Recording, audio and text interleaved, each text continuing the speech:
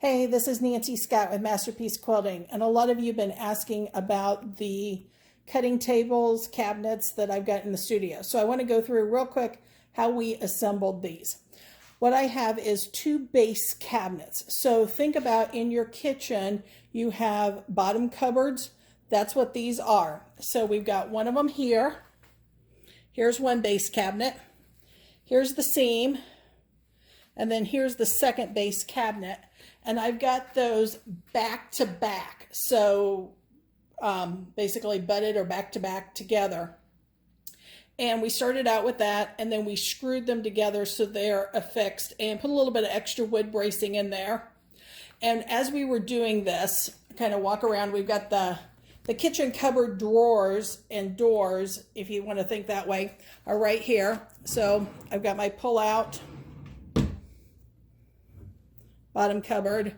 So think kitchen cupboard cabinets. You can pick these up at your local hardware store or any type of big box store that sells cabinetry. These are what they call builder's grade, construction grade. So they're sturdy, but they weren't super expensive. So we got them affixed together back to back here.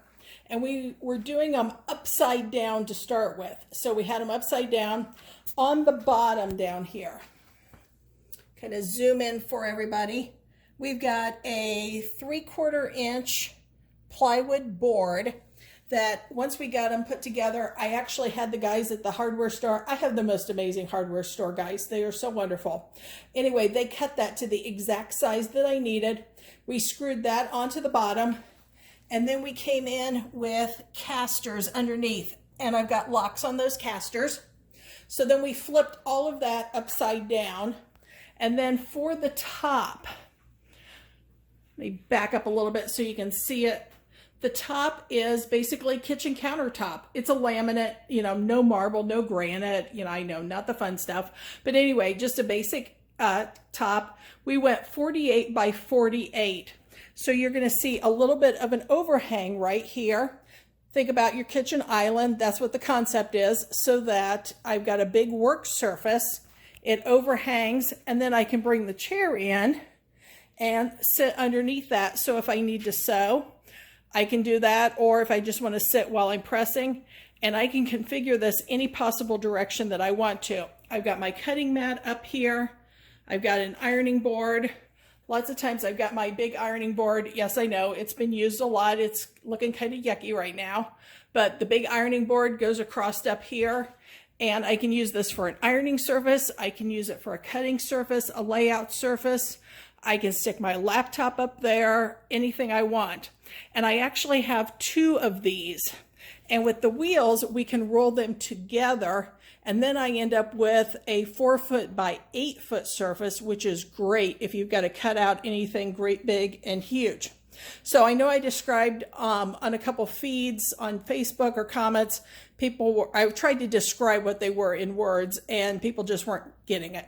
So I thought I'd just shoot a quick video here and give you guys the view of what it looks like. So here's the sides. I guess it really doesn't matter if you've got sides. You've got the base cabinet front. The opposite side is going to be base cabinet fronts over here too. And then the other side has the overhang for that, and then plenty of surface. I'm using a 24 by 36 mat, so plenty of room for it on top. I can tuck all sorts of gadgets in the drawers. Just works absolutely beautiful, and I love it so much. So I hope this clears up any questions that anybody has, and check with your local hardware store. Show them the video and see if it makes sense to them how you did it. Oh, one quick thing before I forget. On the corners, Mike is my amazing guy at the hardware store. He suggested, I was just going to go with square corners, and he suggested that we put in this little bit of a rounding or kind of a blunt edge, so that way you're not catching on it, and it was an excellent idea. So that's all. Those are my cabinets.